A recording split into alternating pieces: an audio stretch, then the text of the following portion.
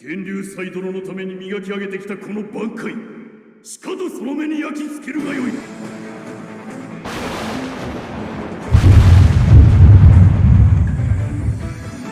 挽回方向本領力球。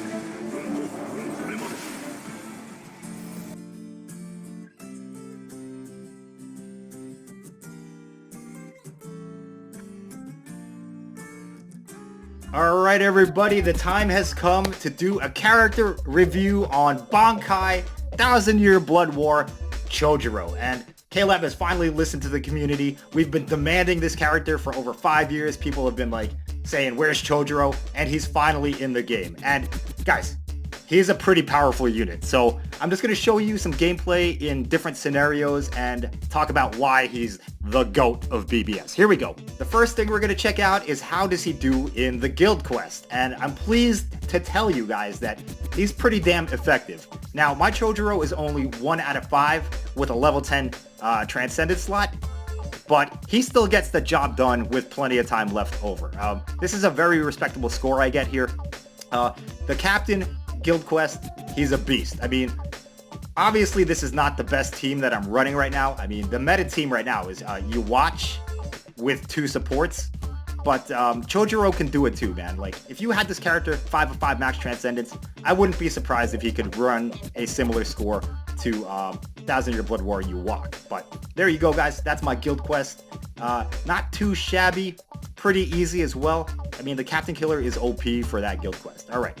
Next thing we're going to look at is a rando room of epic raids.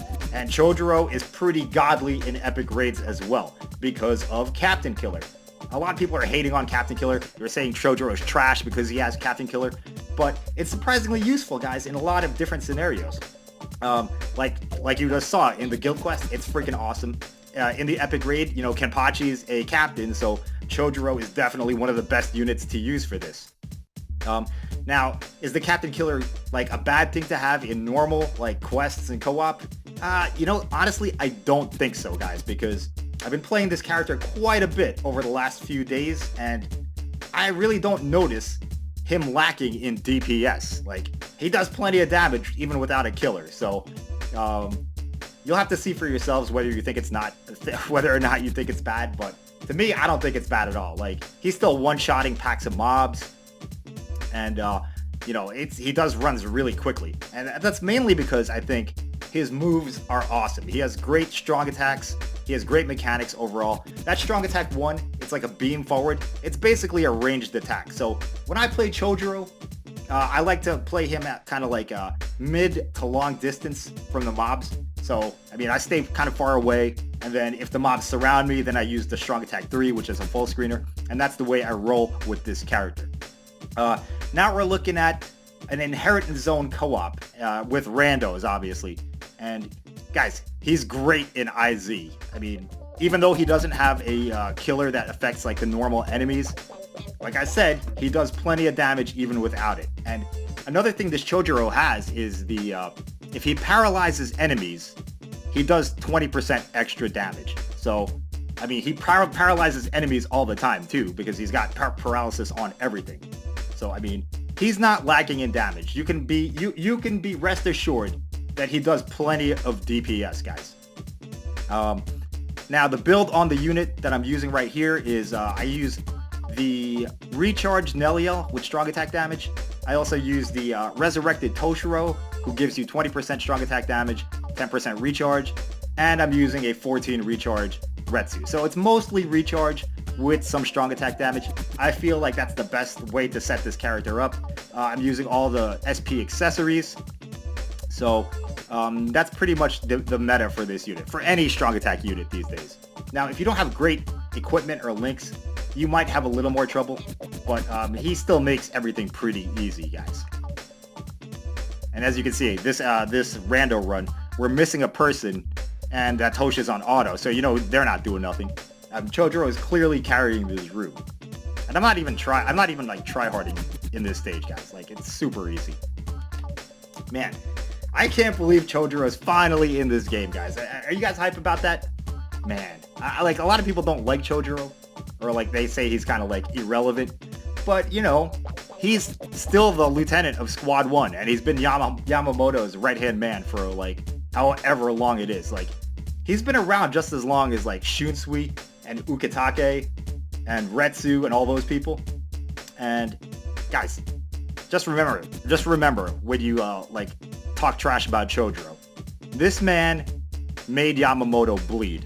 Prime Yamamoto. I'm not talking about old man Yamamoto. I'm talking about young Yamamoto. 1v1 with Chojiro, and Chojiro did lose, but he managed to like put that scar on Yamamoto's head, something like that not a lot of people can like say they did. You know, I mean, Yama's pretty beast, and I can only imagine how strong he was back in the day. This stage right here, guys, is a one-player auto IZ run. He just like this. I probably shouldn't even show this. He like dominates. Like, it's pointless for me to show it, but I'll show it anyway. Like I said, I do have like some pretty solid links and accessories, but even if you don't have the best stuff, like, you should still be able to auto the inheritance zone pretty easily. Like, you might have to throw on some more like stamina or something like that, but you know, he can definitely do it no problem. And back to what I was saying about Chojiro, man.